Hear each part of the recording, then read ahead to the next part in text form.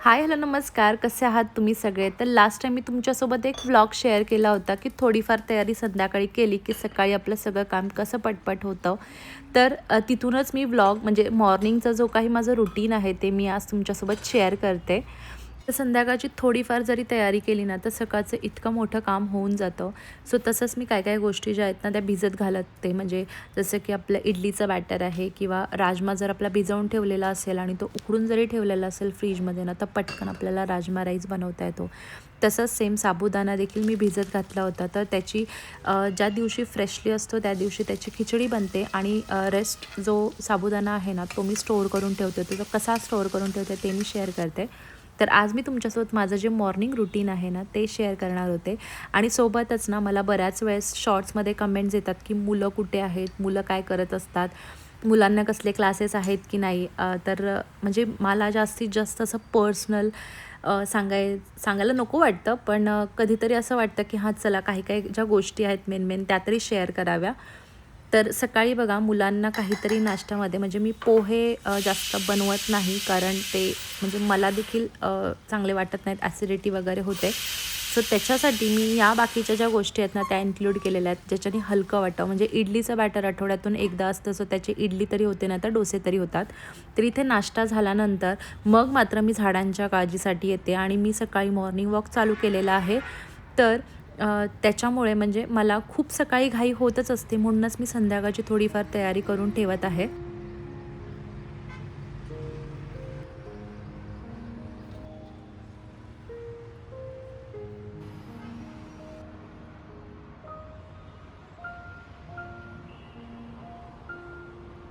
मातीच्या भांड्यामध्ये दही लावायचं हेच रिझन आहे, की जे काही पाणी असतं ना, ते सगळं काही माती शोषून घेते आणि घट्ट असं दही बनतं. म्हणजे एकदम असं मलाईसारखं दही बनतं.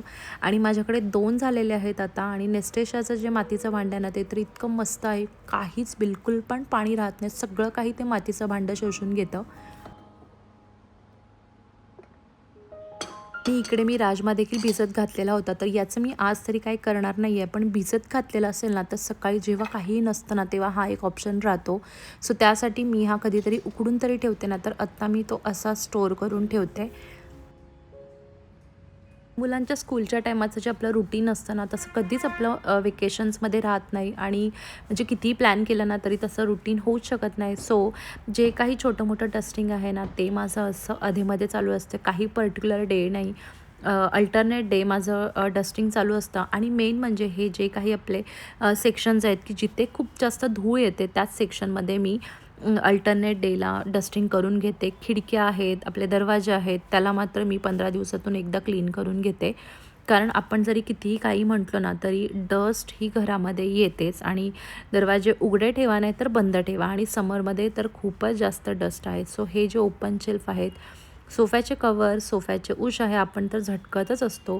बेडवरचे ब्लँकेट्स वगैरे काढताना सगळं काही झटकलं जातं, पण ह्या गोष्टींकडे इग्नोर होतं. सो ते मी एक अल्टरनेट ठेवलेलं आहे. टी व्ही युनिट म्हणा किंवा हे जे असे शेल्फ आहेत, माझा हा जो सिंक पोर्शन आहे, तिथे मी अल्टरनेट डे थोडंसं पुसून घेत असते. आणि हां, आपली जी इंडोर प्लांट्स आहेत ना, त्या इंडोर प्लांट्सला मात्र पानं जी आहेत ना, ज्याची मोठी मोठी असतात ना, ती पुसून घ्यायला लागतात. आणि बाहेर तुम्ही बघितलंत हे असे जे झाडं असतात ना, उगावचा हा जो वॉटरिंग कॅन आहे ना, तो इतका मस्त आहे ना, झाडांवरती काहीच धूळ राहत नाही. इतके स्वच्छ आणि हिरवीगार टवटवीत पानं दिसतात ना हिरव्या झाडांची. तर तसा एक वॉटरिंग कॅन मला असं वाटतं की झाडांसाठी एकदम मस्त आहे. आणि मी जो यूज करते ना, तो 3 लिटरचा आहे. म्हणजे इनफ पाणी त्याच्यामध्ये राहतं. तर आरुषला म्हणजे मी माझ्या मुलाला कोणते कोणते क्लासेस म्हणजे ॲक्टिव्हिटीचे क्लासेस केलेले आहेत, तर त्याला कोणता क्लास नाही झालेला आहे असं आहे. म्हणजे सगळ्या गोष्टी त्याच्यामध्ये आहेत. स्केटिंग करतो तो, त्याला स्विमिंग करता येतं, त्याच्यानंतर बॅडमिंटन खेळतो, कराटेचा क्लास लास्ट इयर झालेला आहे. अशा बऱ्याच गोष्टी मी म्हणजे त्याला लावून घेत असते. आणि तसंच सेम आत्ता देखील त्याला वेवबोर्ड जो आहे ना, जो आता त्याचं म्हणजे रिसेंट फेवरेटमध्ये त्याचा आता वेवबोर्ड आहे. आणि तो त्याला खूप कमी वेळामध्ये तो शिकून घेतलेला आहे. स्केटबोर्ड म्हणा किंवा काहीही म्हणा, त्याला ज्या गोष्टीची आवड आहे ना, तर ते त्याचं पटकन शिकून होतं. सो अशा गोष्टी सगळ्या त्याला मी ॲक्टिव्हिटीमध्ये देखील इन्व्हॉल्व करते. आणि असं नाही आहे की सुट्टीमध्येच हे क्लासेस होतात. त्याला पूर्ण म्हणजे क्लास म्हणजे आपलं जे स्कूल असतं त्या पिरियडमध्ये देखील त्याला संध्याकाळी मी एक तरी क्लास त्याचा फिक्स असतो. तर त्याच्यामध्ये एकतर त्याने बॅडमिंटन तरी होतं, नाहीतर कराटे तरी होतं. कारण मुलांना ॲक्टिव्हिटी खरंच गरजेची आहे. आणि आत्ता स्पृहाला देखील मी सगळ्यात पहिले म्हणजे जसं मी आरुषला स्केटिंग पहिले शिकवलं होतं, तसंच सेम टू सेम मी स्पृहाला देखील स्केटिंगमध्येच पहिलं इन्व्हॉल्व करून घेणार आहे. तर अजून तरी ती लहान आहे, आत्ता ती 3 वर्षाची झालेली आहे. तर आत्ता मी नक्कीच तिला तो क्लास देखील जॉईन करेन. तर अशा काय काय गोष्टी देखील मी करत असते. फक्त एवढंच आहे की मी तुमच्यासोबत डेली व्लॉग्स म्हणून असे शेअर करत नाही. पण आता असं वाटतं की जेव्हा वेळ मिळेल ना, तेव्हा नक्कीच मला असं वाटतं की मी अल्टरनेट तरी व्लॉग शूट करून तुमच्यासोबत शेअर करावा. तर ही रिसेंटली माझ्या किचनमध्ये ॲड झालेली आहे. प्रमोशनमध्ये आली होती. इंडस व्हॅलीची कढई कास्ट आयरनची आहे. आणि हँडल्सला पकडायला ना सिलिकॉनचे हे रबर्स देखील दिलेले आहेत. खूप छान आहे. आणि मेंटेन करायला थोडंसं डिफिकल्ट जातं कास्ट आयरनची भांडी, म्हणजे लोखंडाची सगळीच, पण वापरून ते व्यवस्थित होऊन जातात. तर डेली रुटीन तर आपलं सगळ्यांचं चालूच असतं, पण ते शूट करा, कॅमेरा अँगल ॲडजस्ट करा, त्यानंतर एडिट करा आणि मग अपलोड करा. एवढा म्हणजे वेळ जनरली मिळत नाही. मग ह्या मुलांच्या ज्या काही गोष्टी आहेत ना, त्या कधीतरी इग्नोर होतात. स्वतःच्या हेल्थकडे थोडंसं दुर्लक्ष होतं.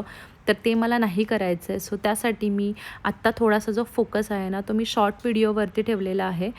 कारण माझ्या लाँग व्हिडिओला मी बघितलेलं आहे मी किती कष्ट करते. म्हणजे माझं प्रत्येक टायमाला तुम्ही बघता मी 10 सेकंदाच्या वरती एक देखील अँगल ठेवत नाही.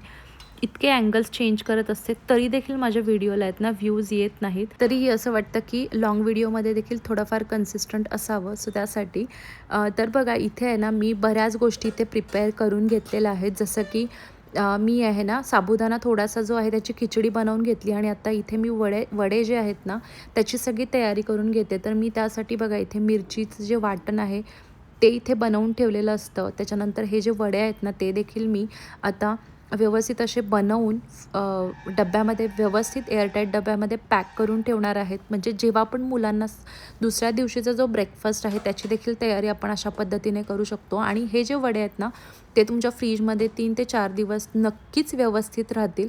तर हे मी असे बनवून ठेवलेले आहेत. सो ह्या अशा ज्या गोष्टी आहेत ना, ह्या मी आधेमध्ये करत असते. आणि डोक्यामध्ये तेच चाललेलं असं सकाळ थोडीशी माझी रिलॅक्स राहावी. त्यासाठी छोटीशी व्हिडिओ तुम्हाला कशी वाटली मला नक्की सांगा. आणि तर भेटू अजून एका नवीन व्हिडिओमध्ये. तोपर्यंत तुमची काळजी घ्या. Take care and bye.